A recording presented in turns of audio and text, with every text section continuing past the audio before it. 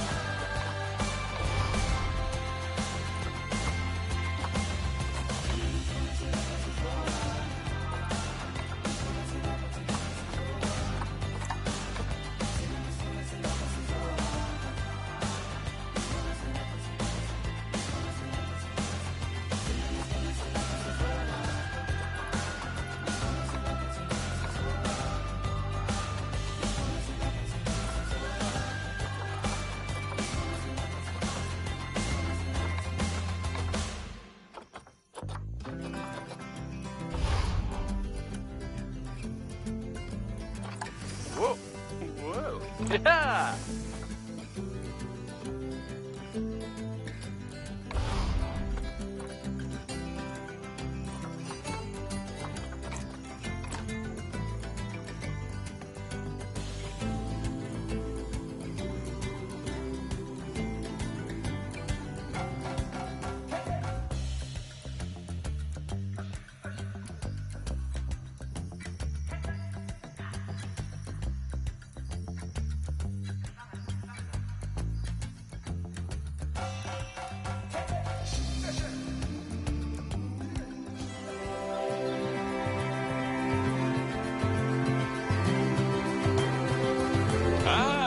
Heyo at Hematu.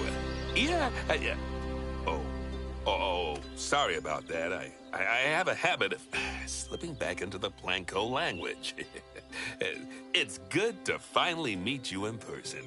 I'm Bernard, although I insist you call me Bernie. The only person who calls me Bernard is my wife. Hello there. From that rosy, fresh face of yours, I'm guessing you're Bernie's new hire. Good. Now, I hope you're ready to ditch your diploma because we're about to get really hands-on. But before we begin the real work, how about we familiarize you with the zoo by learning how to fly around it and visiting some of our beautiful animals? We'll start by popping over and having a look-see at the grizzly bears in their habitat.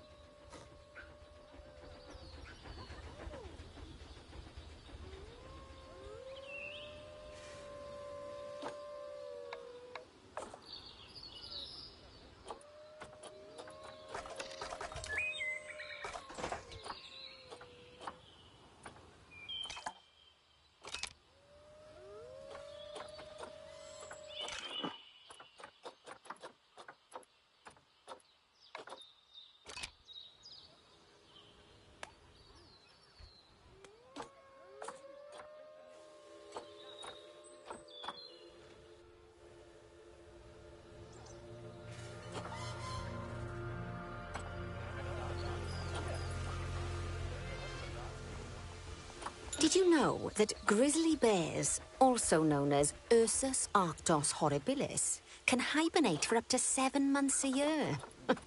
Oh, but then again, given the chance, I think a lot of people would do that too. Select one of the bears and you'll bring up its information panel. This is where you can find out all kinds of information about your animal. The most important thing being its overall welfare. You'll learn more about animal welfare today as we go through your objectives. But for now, let's enjoy this magnificent animal.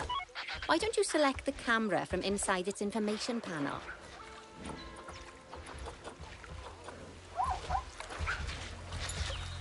See, now this is a fantastic way to get a close look at your animals. Okay, when you're ready, let's pop over to the other side of the zoo and take a look at the lions. I've marked their location for you to find.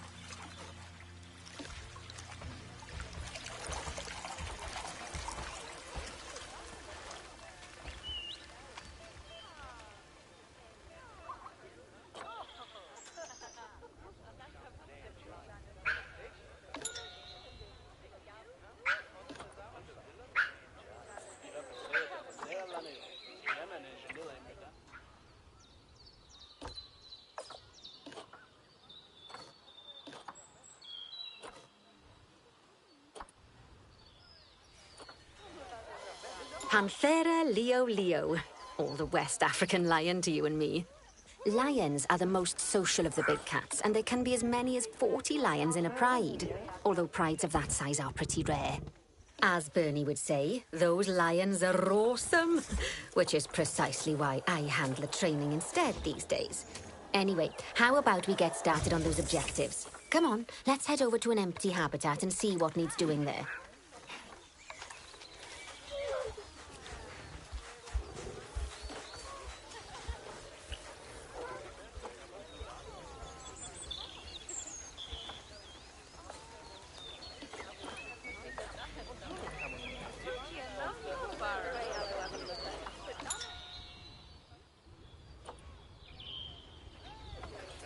As you can see, it's a lovely space for animals, but it's missing a certain something. Well, two somethings. Warthogs. So I'd like you to adopt a pair of them. To adopt animals, we need to open the animal market, which is in the animal trading section. There we are. A pair of perfectly splendid warthogs for our zoo. Just select them and choose Adopt. Normally, the animal exchange would be full of animals, but I've emptied out the market while you learn how it works.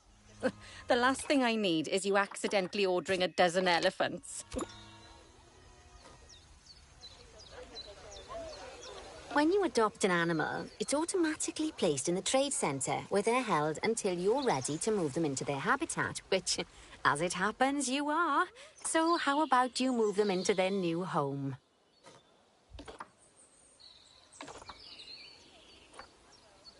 When you ask for an animal to be moved into a habitat, your caretakers will go to the trade centre, collect your animal, and deliver them to your selected habitat. I've marked the trade centre's location, so let's go and watch the caretakers in action.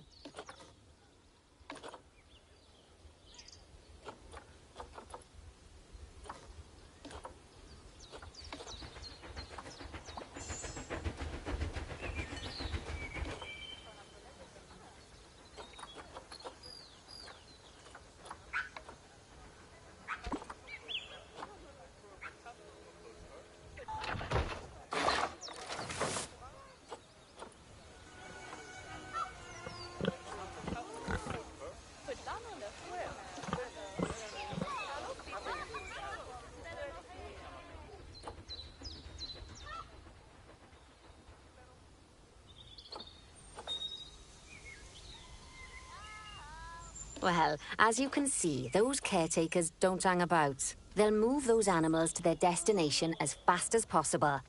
Of course, normally we'd have to place the animals into quarantine before moving them into a habitat, but I am assured by a person of good standing that these warthogs are in the very rudest of health. Right, let's get the warthog's habitat finished up so we can keep them nice and happy. You see, each animal in the zoo has an overall welfare statistic, basically how happy they are. And that overall welfare statistic is itself comprised of 4 different areas: nutrition, social health, habitat, and enrichment. Luckily, if you select an animal, you'll bring up their animal welfare information panel, which we saw earlier, where you can see how they're doing. That way, you'll know exactly what areas need to be addressed. Don't worry if that's a lot to remember. You can always check the Zoopedia for more information. Let's start by making sure we're taking care of the warthog's nutrition welfare. To do this, we'll need to place a food station and a drinking station. Now, each animal requires a different type of feeding station. And for the warthogs, it's a small feeding trough. So let's add one of those and a water bowl.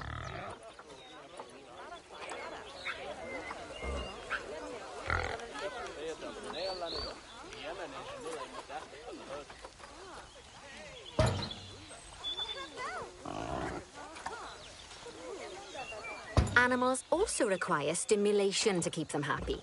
Let's add a lovely mud bath for the warthogs to roll around in. That bath will count towards their enrichment welfare, specifically their toy enrichment welfare.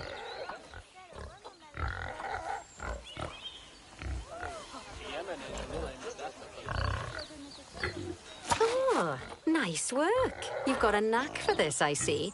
Now, our contractor had to leave in a hurry, so this place is in a feral state. Unfinished thingamajigs and whatsits all over the shop. But the first thing we need to finish is the ostrich habitat. It's over near the hippos.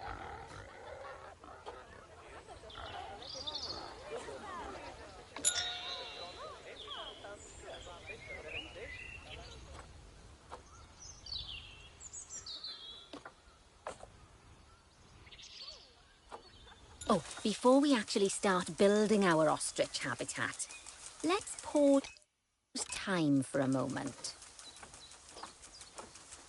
Ah, that's more like it. A quick break. Sometimes it's a good idea to pause the game whilst you're doing something which requires your concentration, because it'll stop the zoo spinning out of control while you're looking the other way. Let's keep the game paused while we get this ostrich habitat built. Okay. Job number 1 here is to add a habitat gate before we complete the barrier. Every habitat needs a habitat gate. After all, how else would the keepers get in and out? Just make sure it's hooked up to the path so the keepers can reach it.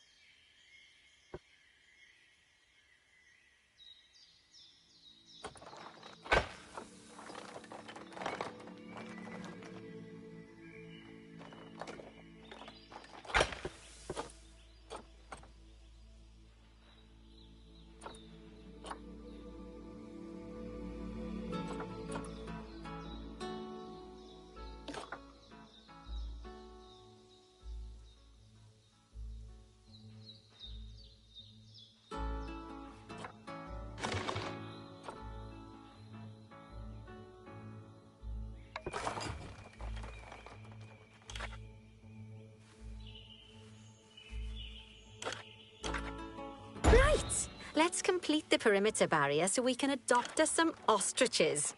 I've marked out an area for you to use, so I'd like you to finish off the perimeter using the brick barrier.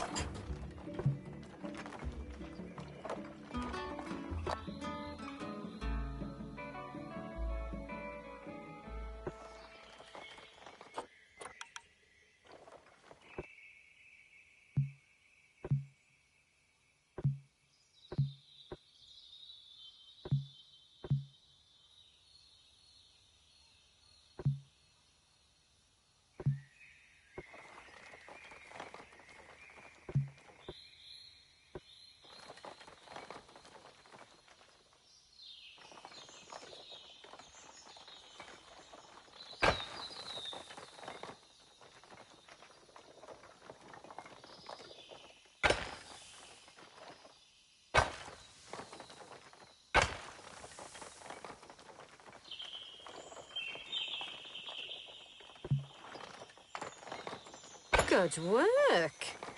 Remember, before you can place animals in any habitat, it has to have a full loop of connected barrier. Now, you've probably noticed that guests can't actually see into this habitat at the moment. At least not without a stepladder. But seeing as they're banned, I'd like you to select a piece of barrier and swap out the brick for a glass barrier so the guests can see in.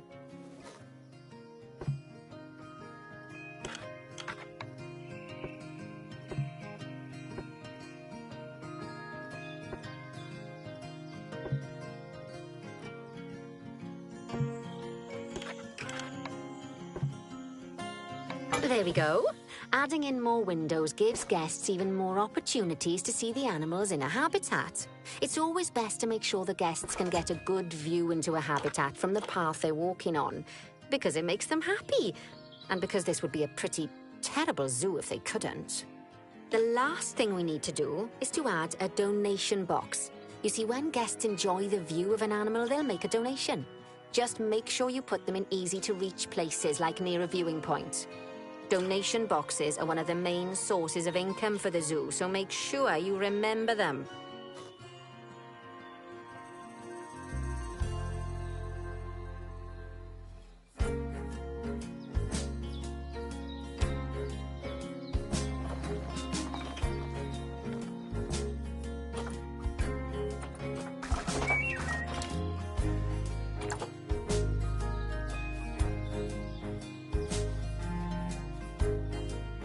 Now, before we adopt our ostriches, you should unpause time.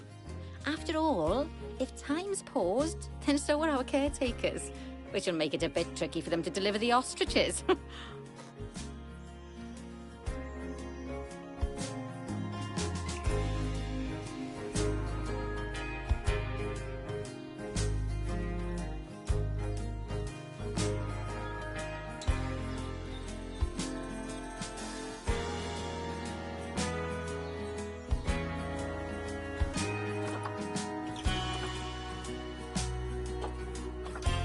Oh, by the way, as well as pausing time, you can also speed it up. It'll run everything at 2 times and 5 times faster. It can be useful, especially if you're waiting for money to accumulate or for animals to be delivered to your habitat. Personally, I use it when I'm waiting for a brew to finish. All right, you've finished the habitat, so it's high time we adopted those ostriches, don't you think? Let's get 4 of them in here.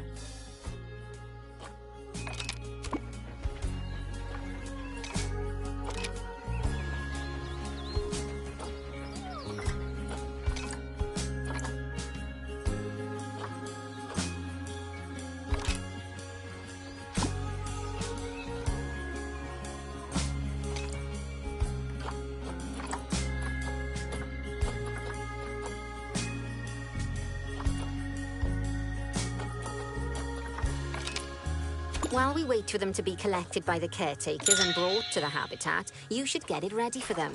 Add a suitable feeding station, water station, and an appropriate food enrichment item. It's often best to place things like enrichments and feeding stations near to the habitat perimeter, so guests can get a really good view of the animals.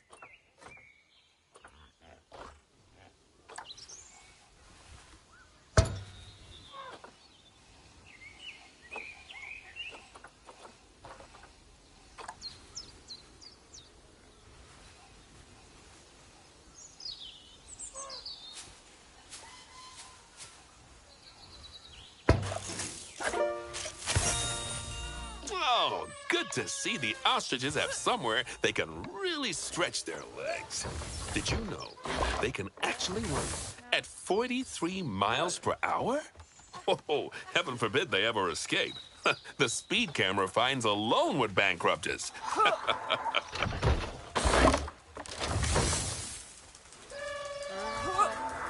Well, Bernie certainly seems impressed.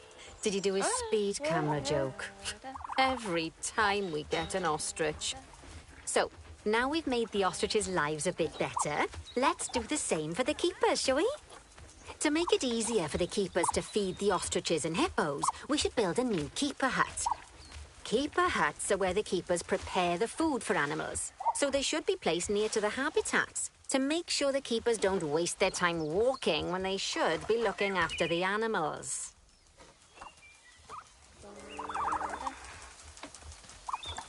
You'll need to rotate the keeper hut to get it to connect up to the path.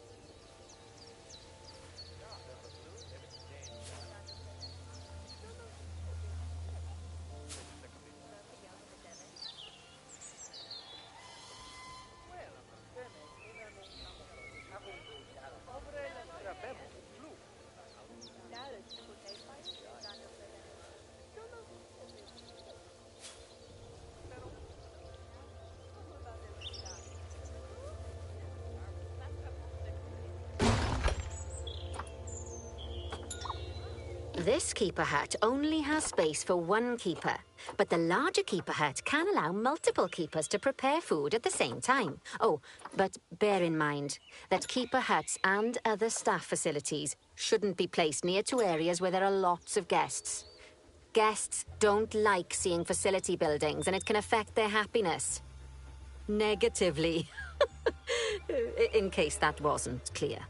Something that all facilities, shops, and a whole host of other objects need is power. And that obviously includes your newly built keeper hut. So let's place a transformer next to it, shall we?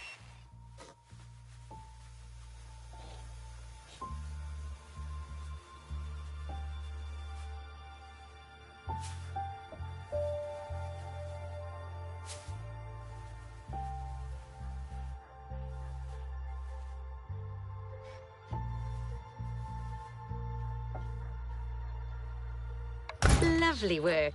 Now the keepers can start using the hut to prepare food, and thanks to where you've put it, they won't need to walk very far to deliver it to the ostriches and hippos.